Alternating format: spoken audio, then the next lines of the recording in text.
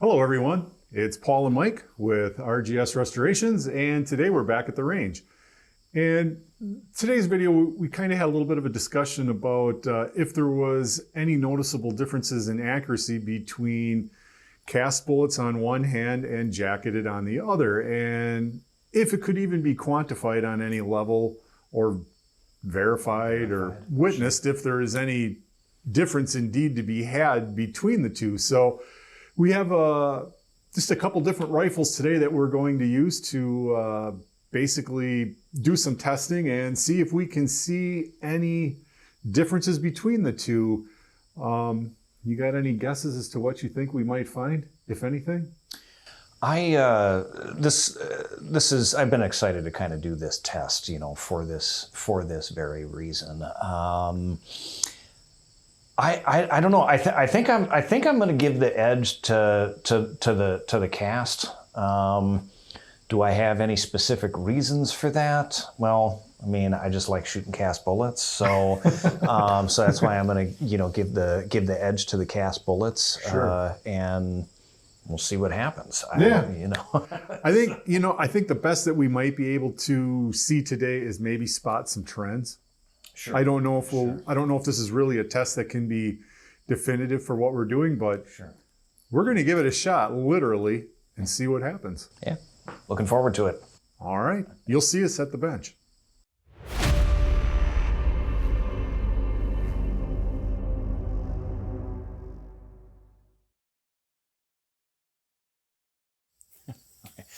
Hi, I'm Mike. We're back here at the bench now.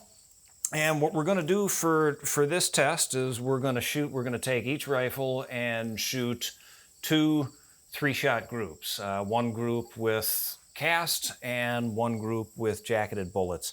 The first rifle I have up is this Uberti made high wall. We're going to be shooting 405 grain cast and also 405 grain jacketed hollow points. They're similar velocity, but we do have the chronograph out here to kind of show us the difference. I believe the jacketed are running a little bit faster, but it's close enough. So we'll see what we can do here.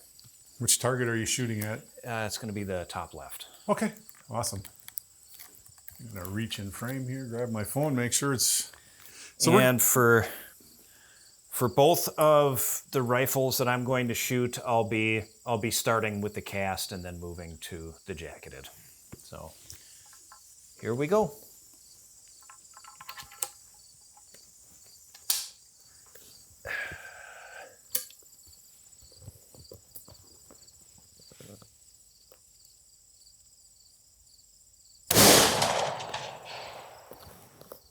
Just under the black at like 6 o'clock. Okay.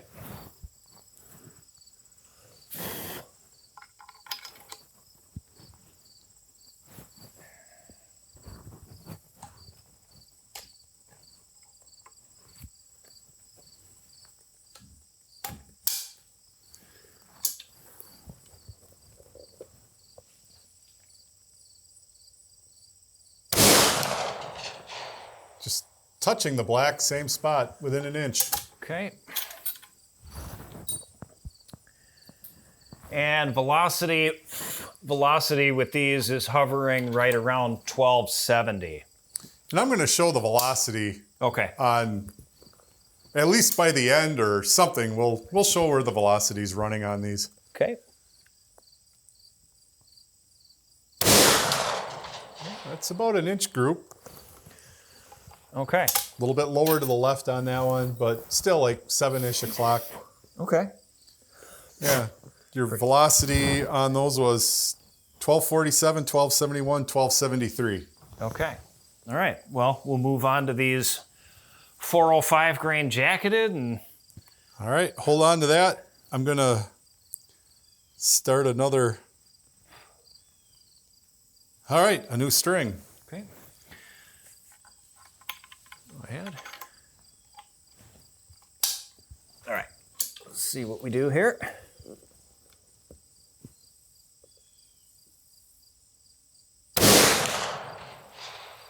Okay. Little low, you actually hit the bottom of the target, or the top of the bottom target right underneath it. Okay. But I think that's where we kind of figured was sighting in, wasn't it? Yeah. Yep. This one is hitting just a little bit lower, so it's interesting. But it's The velocity. still 12 o'clock. It's just that shot printed about like 2.5-ish inches under your last shots.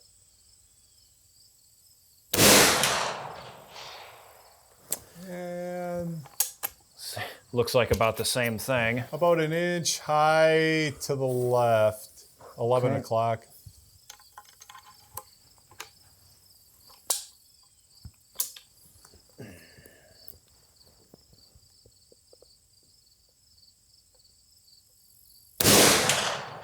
And that was within an inch of your last shot. Okay. So now I think for people to understand, to get a full picture, that rifle is brand new. It's got what, maybe 24 shots through it now? At best, yeah. That's a good point to make. Yeah, this rifle is 100% brand new. The shots you're seeing fired are, practically some of the first shots through it. So, and you'll see at the end, it's actually, so far I would say it's actually grouping quite well, both with cast and jacketed. So Yeah. as far as which one has the edge, I'm not sure yet. I can't tell, but I'm sure we'll see come the end of the video. So, okay, so for this next rifle, it's an H&R. It actually has a cut down Buffalo Classic barrel on it. Looks like there was about, 3-4 inches cut off of it and recrowned. I am going to be shooting the exact same ammo for this rifle. We'll go ahead and start with the cast, and then we'll move on to the jacketed. Both 405s. Hold on one sec. Right. Okay. Does the chronograph say it's ready? Yep, it's ready. Awesome. Yep.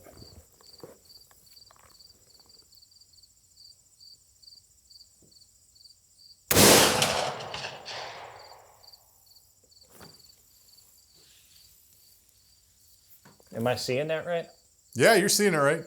Okay. The target cam's picking it up, right? It looks like it. Just outside of the orange. I don't Yep. know if you could see. Yeah, that's right. That is correct. Okay. Well.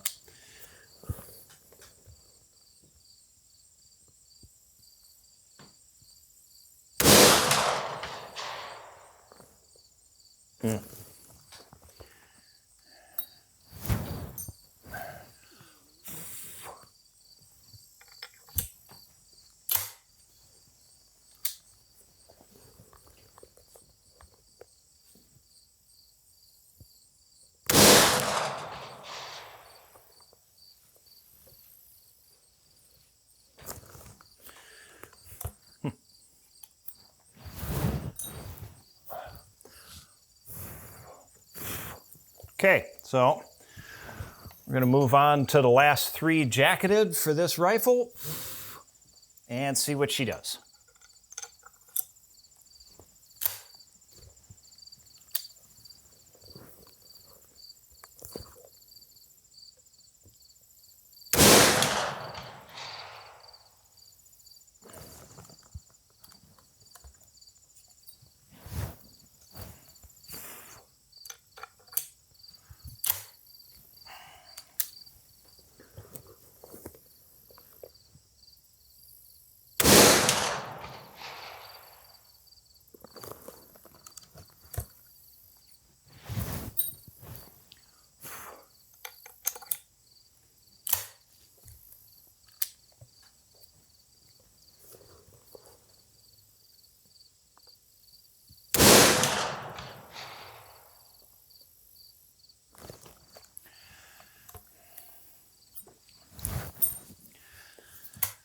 Okay, well, we'll go ahead and Paul will get set up here with the next rifle, and we're going to continue this test. Thank you.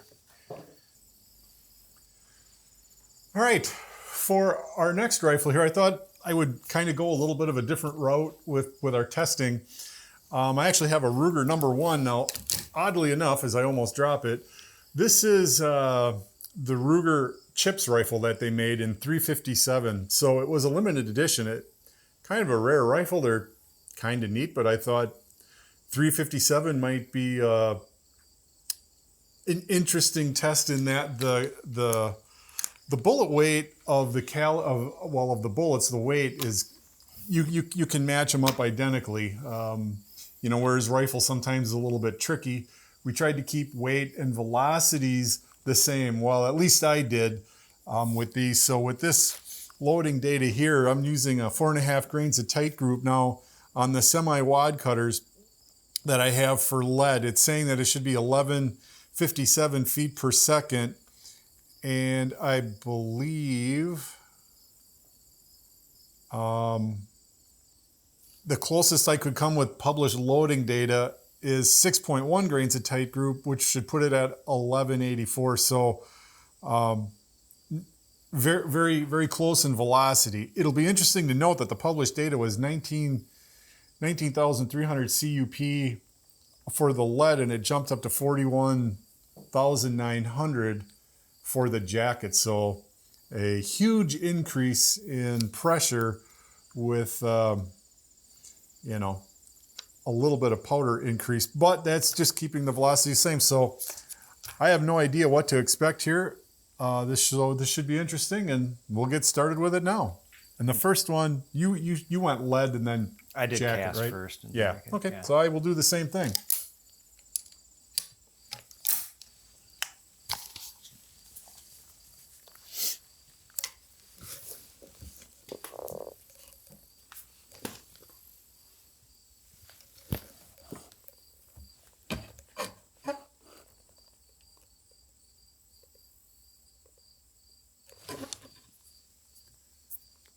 Scope needs a bit of an adjustment. Bear with me a moment.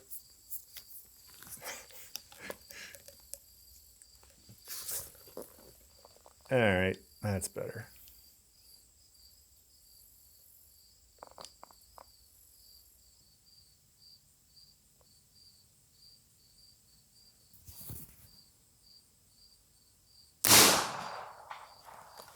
Hey, just about touching the orange in there.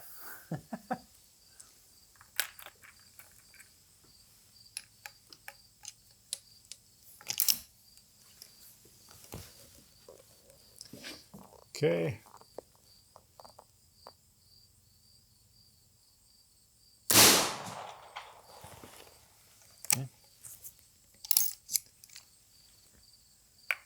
You're right in there. I'm gonna do one more with the lead.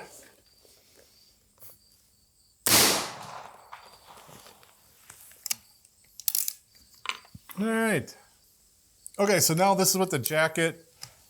Load data says it should be about 1184 feet per second with the 6.1 of tight group, so we'll see what we get.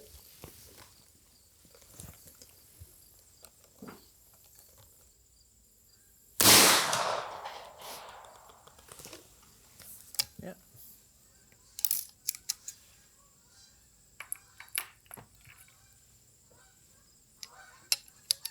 Is that where it was 12 o'clock, middle of the black?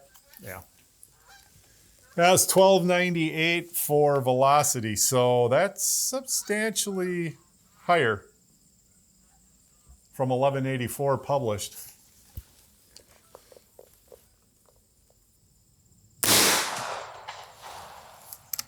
Same.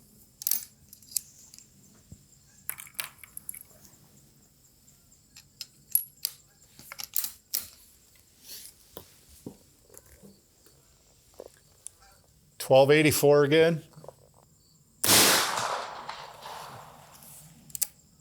Okay. $12.78. So not a huge amount of spread on that. Looking at 20 feet per second. No, not for velocity or the way it printed on the paper. That was Yeah.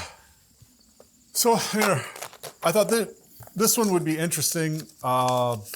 This is the Mauser that we used in our video where we were doing just basically comparing or just shooting milsurp guns. But this is an 8mm Mauser. Now, what I felt would be interesting about this one and why it would work good for this is I have a bullet mold for shoots in. It's a Jones, and it casts a 200 grain Spitzer bullet. I can always maybe do a close-up of that as well. But it's a 200 grain Spitzer bullet, which will mimic the 200 grain Sierra match, match hollow point that I have. And again, I chose published data with a 200 grain jacket, listed it at 1385 feet per second. Obviously, I could find no published data for jacketed bullets going that low, so I just stayed with 13 grains of unique for that as well. We'll see how it ends up. I think, yeah. Well, we'll see where I'm at. This could be interesting. right.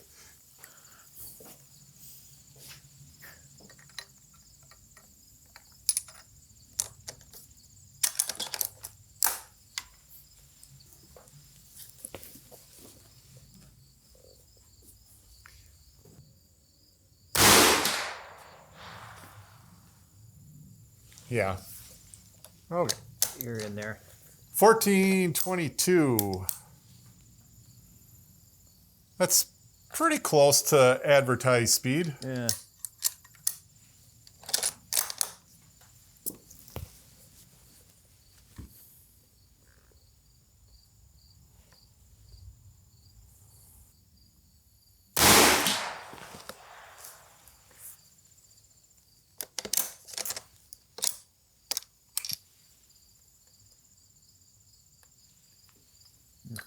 I didn't see that one again. I think, let's see, 1, 2, 3, 4, 5, 6. Yeah, you're over on my target on the left. 3 o'clock on the outer edge of the black. Okay.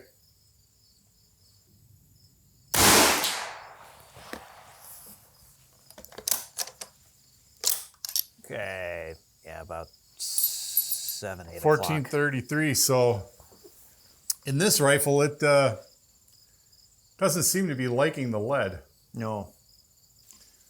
Now we're going to try the jacket, and it's using a 200 grain Sierra, exactly same weight as the lead, and the exact same powder charge. So there's no load data, so I just went with whatever.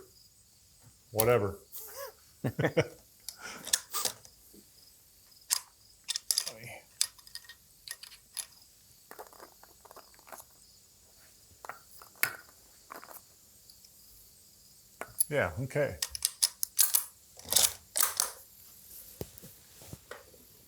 There we go.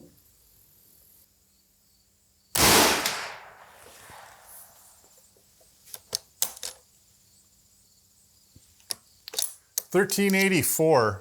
Okay. See where you're at on that one? Yeah. Okay. That's $13.84. That's not that far off of where we were at for the lead, is it? No, not at all.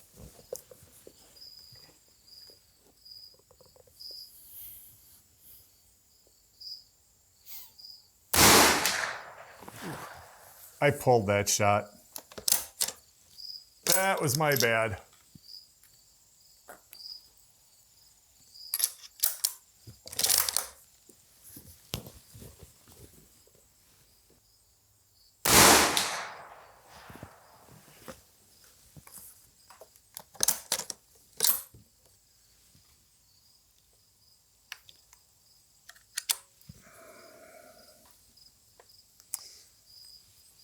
not anything I would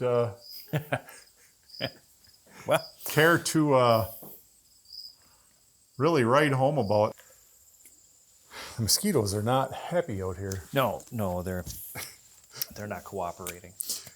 So our next rifle is a Marlin 1895, and my 2 rounds for that one that I'm going to use are 405 grain cast that are supposed to come published with 4198 at 1312 feet per second. And the second one is 4198 in a 350 grain jacket at 1293 feet per second. So we'll see where we're at with these and see if we can spot any trends. And again, following our pattern here, the lead comes first.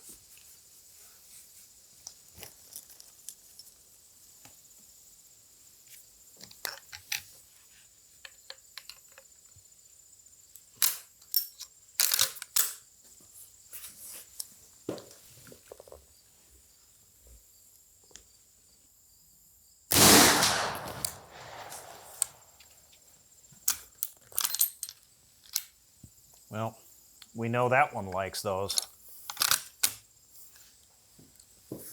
Yeah.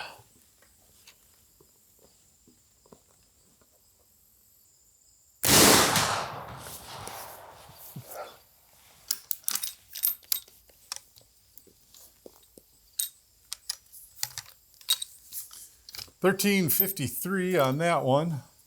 I didn't look at the last one. $13.12, so that's not bad.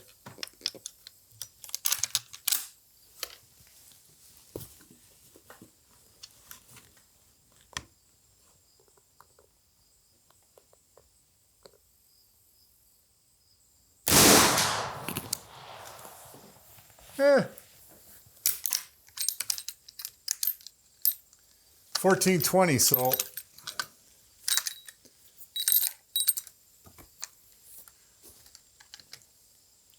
funny, when velocity goes up, your impact drops.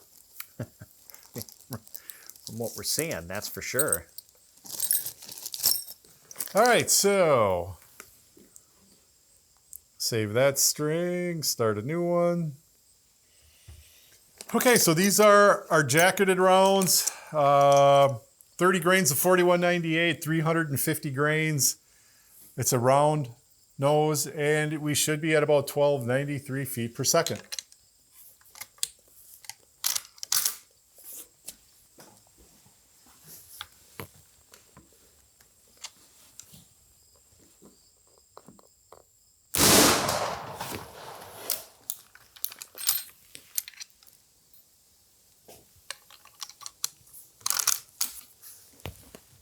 Yeah, you're back, yeah.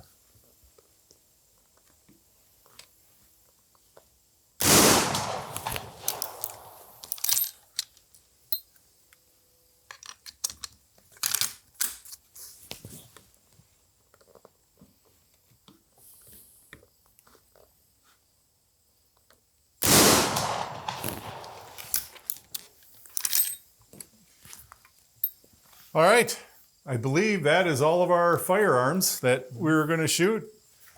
So Mike and I are going to go collect the targets, and we will take a look at some of the data, and then we'll be back to wrap everything up.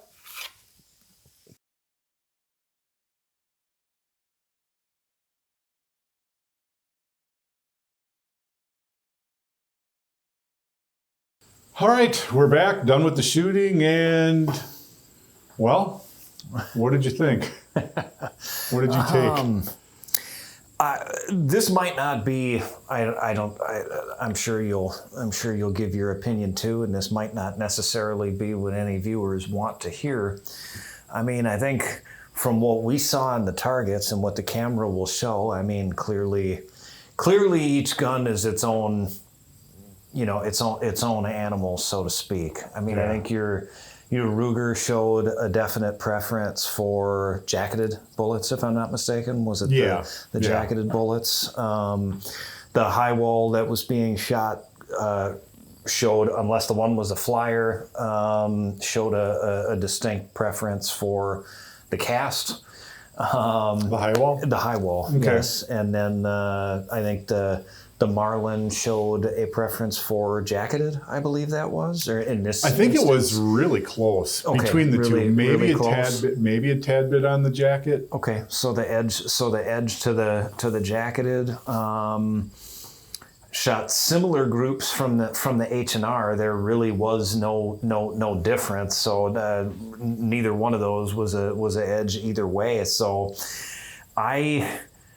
I don't know. I mean, that's what I took from it. So Yeah. I feel like, again, not telling anybody anything they probably don't already know, but it really depends on the individual gun as far as what it's going to like best. The Mauser just didn't like anything reduced recoil. I mean, reduced velocity. Right. It clearly just didn't want to.